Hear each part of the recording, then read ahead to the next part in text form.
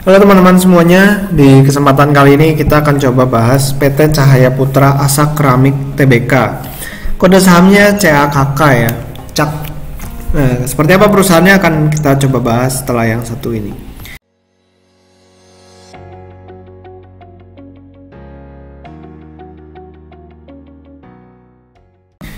Nah ini saya ambil dari materi public expose-nya. Dari nama perusahaannya sebenarnya udah cukup jelas ya, bahwa bisnis perusahaan ini adalah keramik.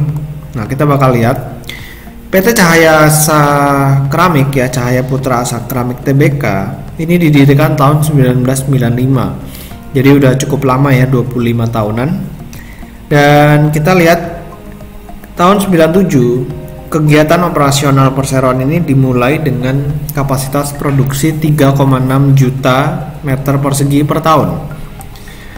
Lalu produknya monokotura tile atau keramik bodi merah serta produk keramik berukuran 30 kali 30 cm.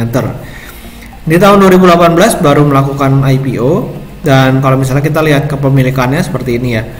29,6% dimiliki oleh PT Marisi Idola Sumber Sejahtera, 25,11% Pak Johan Silitonga, lalu 20,36% dimiliki oleh Bu Luciana Sutanto. Yang cukup menarik adalah Pak Johan ini menjabat sebagai Direktur Utama dan Bu Luciana ini menjabat sebagai Komisaris. Ini dia. Kalau misalnya kita mau lihat kapasitas produksi perseroan itu udah mencapai 9,18 juta meter persegi per tahun ya. Dan kalau misalnya kita mau lihat realisasinya paling tinggi itu di tahun 2018 di kisaran 8,5 juta. Nah ini kan kalau misalnya kita perhatikan tadi di tahun 97 itu kapasitas produksinya 3,6 juta ya. Nah ini udah meningkat menjadi 9,1 juta. Oke, kita bakal langsung ke kinerja perusahaannya.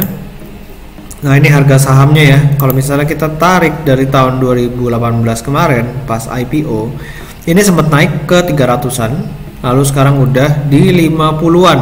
Ya, jadi udah sisa sepertujuhnya aja. Kira-kira ada yang salah apa enggak ya? Kalau misalnya kita lihat dari kinerja perusahaannya, total pendapatannya ini masih mengalami peningkatan hingga tahun 2019.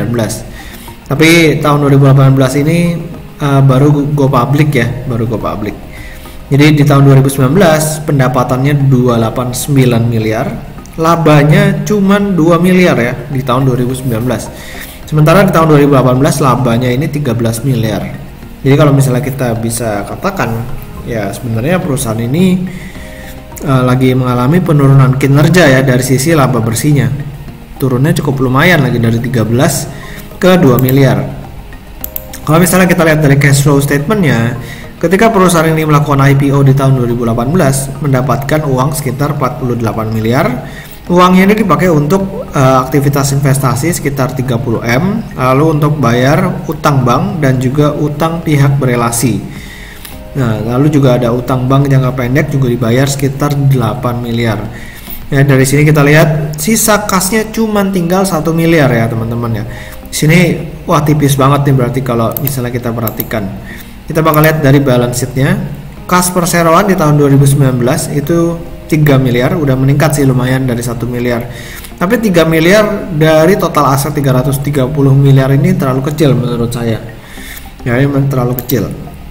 Kita akan lihat kinerja terakhir ya di kuartal 2020 ya, kuartal 2 2020 total pendapatannya turun separuh lebih dari 63 miliar di tahun 2019 menjadi 28 miliar.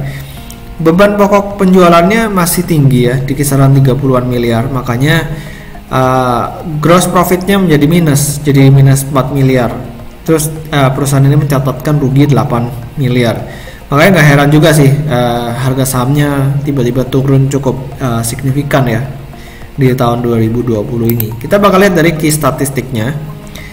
Kalau dari current rasionya 1,87 kali sebenarnya masih oke ya. DER-nya juga masih rendah di 0,16 kali.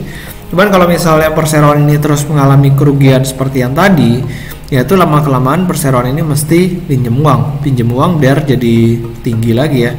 Lalu kalau misalnya kita lihat dari sisi valuasi, current price to book value ratio-nya di 0,29 kali. Nah, ini kita bakal lihat kira-kira posisinya sekarang di mana. Oke, posisinya memang udah di cukup terendah ya, cukup rendah, bahkan boleh dikatakan terendah. Karena di sini mentok 50 kan, mentok 50 ya udah nggak bisa turun lagi. Jadi di PBV 0,29 sebenarnya udah cukup murah kalau misalnya kita lihat dari grafik yang satu ini.